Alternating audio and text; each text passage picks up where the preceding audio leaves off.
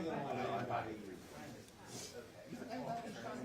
But I got out of being, although I almost had to be when I got there first. So I started to begin right when I was going to start bringing the cases in JP. Oh, great. Come on in, let me show you what's going on. I actually did a lot of writing because she has a scenario. All the way through. I was spending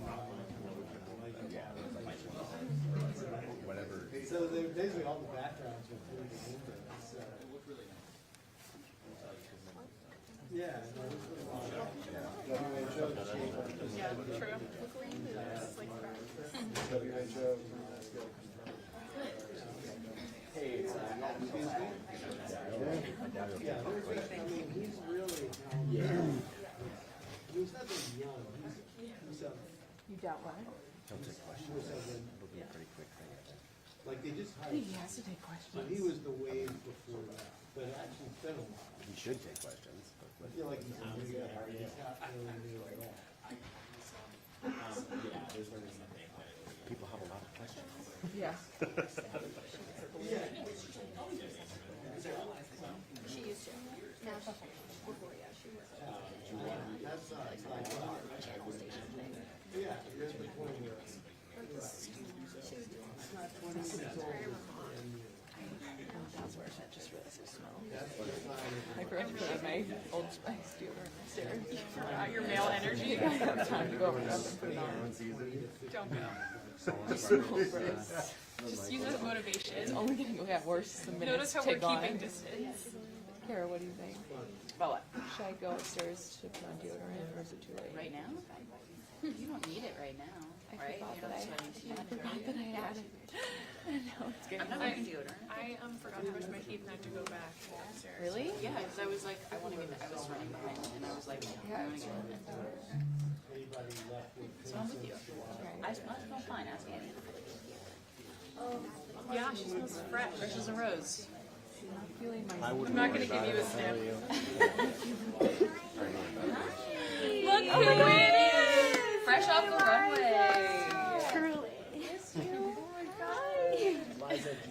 Did you do your hair? Yeah, Eliza. Oh my god, Alexa. Eliza, we have Eliza. Or Alexa got hazed in the most unconventional way. Oh my god. Is she Tell her we driving back? No, she's in a hotel room in Detroit. was Lord of the Friday. Flies. I would have taken the drive, but I guess she doesn't drive cars. Wait, so I don't know if I would take That's a the long drive. drive. Yeah, she is is she gonna drive or fly? staying in the hotel till Friday. Without like, Why is she doing that? I would just want to get home. Yeah, she said she wasn't But much she's of a like one driver. day, like, whatever. I mean, she's. Yeah, she's fine, and she's gonna be like an urban legend now. Any campaign coverage. So, like, I feel so bad for everyone involved. I'm like, please just take a few days for me. And then she's like traumatized in a Detroit hotel room. She was so like, I'm sorry, totally guys, I'm free. sorry. We're like, it's okay, it's okay. And she's like, she never did anything. I'm still here. She does, she's like not our campaign report. I know. Yeah, Yeah, her experience can only get better now. right? She's loving it until it all went down. I mean, that's a weird call. That's a weird, like, that's what I told her. I was like, look, I've never seen this happen to anybody, anything like this. So, like, I know it's annoying and weird, but Like, it's such a good story. yeah, it's such a good, like, cocktail hour story. It really is. Well, her first, like, we were asking something, and she was like, I can't get this confirmed. I'm kicked off the plane. And our editors were like, what? Like, what happened?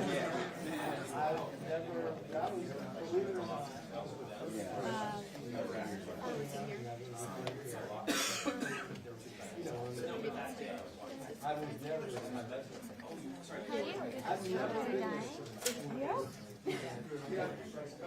Never stay here tonight. Okay. I'm leaving tomorrow, no matter what happens. Wait, so. What am I towards your participant. Keith, Amy, Cooper, Bernie, Biden, Warren, Robert. Yeah.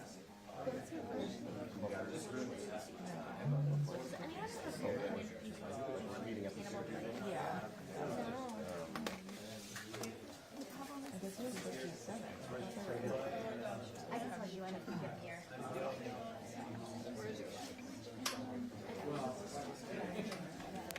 I'm not too fast. We can't go to there's no point in warning. Oh, squirrel park, yeah. Weird. Dog park and squirrel park. They have to make it just a lead line where they have to.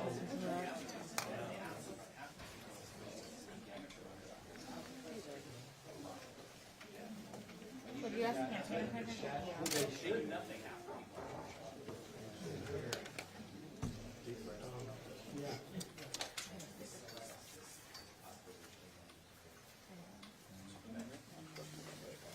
Short? Really? Didn't know I didn't do anything. Punching? You're just commanding presence. Towering. I'm swallowing. Shrinking. Thank you. Thank you. How's he gonna enter? Do you think we'll get a 2-minute warning? From there. Yeah, well, From that side. Thank you. Reading TV? You look so Fun. You know, they're just. correct. Yes, they're running It's on. always a gamble. No, Right, whenever it's they just run. you're on call. Yeah. I Roger. did feel really fun when I Thanks. ran in and I like knew everyone in the lobby and the guard. I was like, hey, welcome back. I told him that I was here till like Friday, and he was like, "Why? You're sick of us?" The best is when he like helped Sydney like through her deep stress. She's like, I was crying to it. He's all it takes is a couple lattes, and you know, on your good side. Hello. Hello. Yes.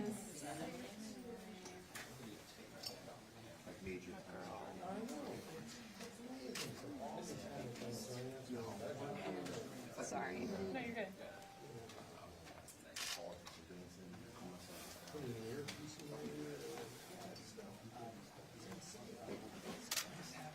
Besides the beauty of the beauty and then freaking skating. Gary's outside. It's a whole thing. I saw the Yeah, Yeah. that's takes a lot of the weight. He's here now. Thank you.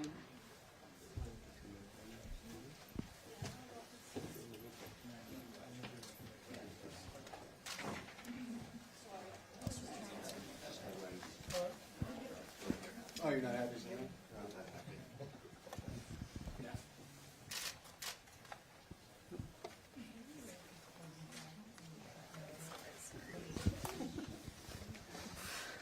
Did they say 2-minute warning?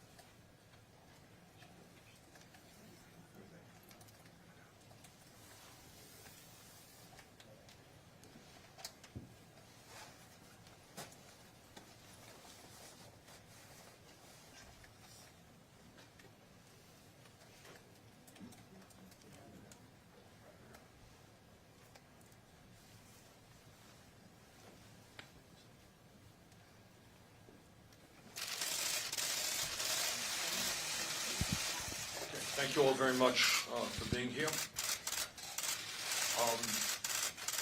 Let me begin by reiterating what I have said from day one of this campaign, and that is that Donald Trump is the most dangerous president in the modern history of our country, and he must be defeated. Tragically, we have a president today who is a pathological liar and who is running a corrupt administration. He clearly does not understand the Constitution of the United States and thinks that he is a president who is above the law. In my view, he is a racist, a sexist, a homophobe, a xenophobe, and a religious bigot, and he must be defeated, and I will do everything in my power to make that happen. Last night, obviously, was not a good night for our campaign from a delegate point of view. We lost in the largest state up for grabs yesterday, the state of Michigan. We lost in Mississippi, Missouri, and Idaho. On the other hand, we won in North Dakota, and we lead the vote count in the state of Washington, the second largest state, contested yesterday, with 67% of the votes having been counted. We are a few thousand votes on top. What became even more apparent yesterday is that while we are currently losing the delegate count, approximately 800 delegates for Joe Biden and 660 for us, we are strongly winning in two enormously important areas which will determine the future of our country. Poll after poll, including exit polls, show that a strong majority of the American people support our progressive agenda. The American people are deeply concerned about the grotesque level of income and wealth inequality in this country, and the American people want the wealthy and large profitable corporations to start paying their fair share of taxes. Overwhelming support for that. The American people understand that the federal minimum wage of $7.25 an hour is a starvation wage. They want to raise the minimum wage in this country to a living wage of at least $15 an hour. And the American people understand that if our kids are going to make it into the middle class of this country, we must make public colleges and universities and trade schools tuition free. The American people understand that we cannot continue a cruel and dysfunctional healthcare system. And it is amazing to me to see that even in conservative states like Mississippi, there is an overwhelming understanding that we are now spending twice as much per capita on healthcare as do the people of any other country, while 87 million of us remain uninsured or underinsured. And this crisis, this absurd healthcare system, is becoming more and more obvious to the American people as we face the challenge of the coronavirus pandemic that we are currently experiencing. Imagine facing a pandemic and having 87 million people who are having a difficult time going to a doctor when they need. And the American people know, unlike Donald Trump, that climate change is an existential threat to our country and the planet, and that we need to transform our energy system away from fossil fuel to energy efficiency and sustainable energy. And the American people also know that we need fundamental transformation of a broken and racist criminal justice system, as well as a cruel immigration system that keeps millions of people living in fear. But it is not just the ideological debate that our progressive movement is winning. We are winning the generational debate. While Joe Biden continues to do very well with older Americans, especially those people over 65, our campaign continues to win the vast majority of the votes of younger people. And I am talking about people not just in their 20s, but in their 30s and their 40s. The younger generations of this country continue in very strong numbers to support our campaign. Today, I say to the Democratic establishment, in order to win in the future, you need to win the voters who represent the future of our country, and you must speak to the issues of concern to them. You cannot simply be satisfied by winning the votes of people who are older. While our campaign has won the ideological debate, we are losing the debate over electability.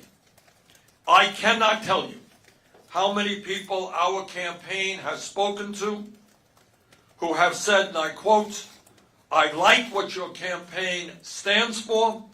I agree with what your campaign stands for, but I'm going to vote for Joe Biden because I think Joe is the best candidate to defeat Donald Trump." End of quote. We have heard that statement all over this country. Needless to say, I strongly disagree with that assertion. But that is what millions of Democrats and independents today believe. On Sunday, I very much look forward to the debate in Arizona with my friend Joe Biden. And let me be very frank as to the questions that I will be asking Joe. Joe, what are you going to do for the 500,000 people who go bankrupt in our country because of medically related debt? And what are you going to do for the working people of this country and small business people who are paying on average 20% of their incomes for health care? Joe, what are you going to do to end the absurdity of the United States of America being the only major country on earth where health care is not a human right? Are you really going to veto a Medicare for all bill if it is passed in Congress? Joe, how are you going to respond to the scientists who tell us we have 7 or 8 years remaining to transform our energy system before irreparable harm takes place to this planet because of the ravages of climate change? Joe, at a time when most young people need a higher education to make it into the middle class, what are you going to do to make sure that all of our people can go to college or trade school regardless of their income? And what are you going to do about the millions of people who are struggling with outrageous levels of student debt? Joe, at a time when we have more people in jail than communist China, a nation 4 times our size, what are you going to do to end mass incarceration and a racist criminal justice system? And what are you going to do to end the terror that millions of undocumented people experience right now because of our broken and inhumane immigration system? Joe, what are you going to do about the fact that we have the highest rate of childhood poverty of almost any major country on earth, and are living with the fact that 500,000 people tonight are homeless and 18 million families are spending half of their income to put a roof over their heads? Joe, importantly, what are you going to do to end the absurdity of billionaires buying elections and the 3 wealthiest people in America owning more wealth than the bottom half of our people? So let me conclude the way I began. Donald Trump must be defeated, and I will do everything in my power to make that happen. On Sunday night, in the first one-on-one debate of this campaign, the American people will have the opportunity to see which candidate is best positioned to accomplish that goal.